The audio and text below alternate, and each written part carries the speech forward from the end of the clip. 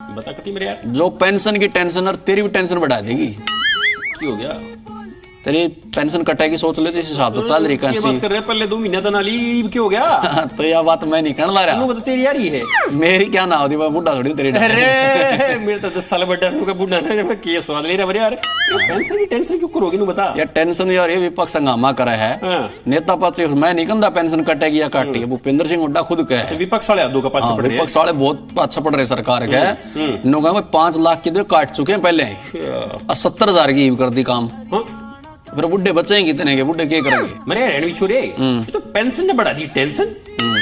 और एक और सुन है, इस पे करीब नायब सैनी भी आगे। अच्छा वो एनो कहे भाई काटी को नहीं हमने, जिन अपने कागजा का छेड़खानी करा के ना, उम्र कम दिखा दी, ज्यादा दिखा दी, होल्ड करी है, और वो चेक करने लग रहे हमें। कागजा की छेड़छाड़ की बात भी आली की, मतलब उम्र बढ़ाने की तो ना कर रखी देखिए।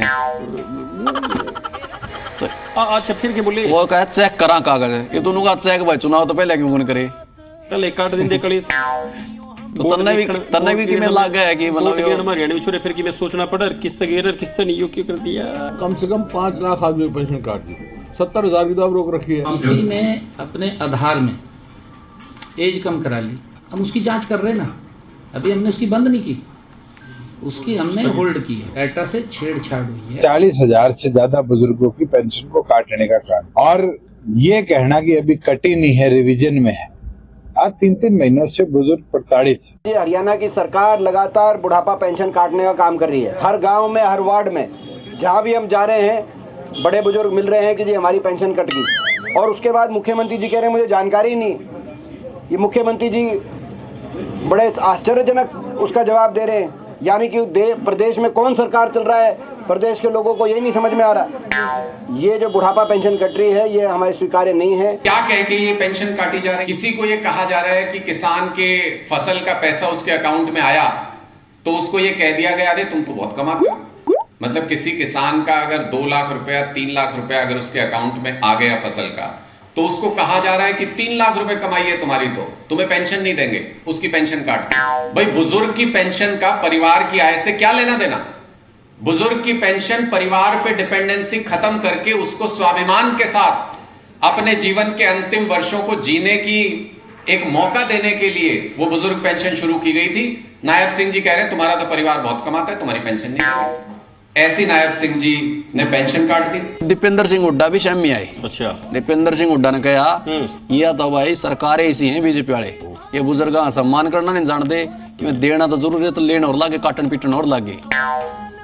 फिर एक नेता और थे, कौन बच गए सोच, भूपेंद्र समझ गए इनेलो वाले भाई साहब, बिल्लू भाई साहब आए सामने। वो तो कदी किसान लगे नहीं, इनके मुद्दे तो उठावे, फिर क्या कह रहे हैं? आलिए बता दी भाई, नेलो ने तो शुरू करी थी, नेलो ने ये शुरू किया था, ताऊ देवीलाल ने करा था, और नु बोले भाई या तो सरकार मान जे, नहीं तो 20 फरवरी ने पंचकूला में झंडा गाड़ देंगे।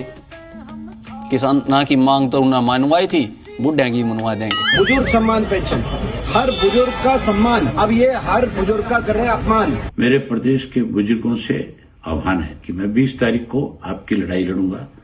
20 तारीख को पंचकुला के अंदर एक बड़ा पड़ाव रखेंगे, और उस दिन आप बड़ी संख्या में आओ, ताकि चौधरी देवीलाल के द्वारा दिया गया सम्मान आपको, आपका सम्मान बहाल हो सके, और सरकार को मजबूर होकर के आपको उस सम्मान को लौटाना पड़े।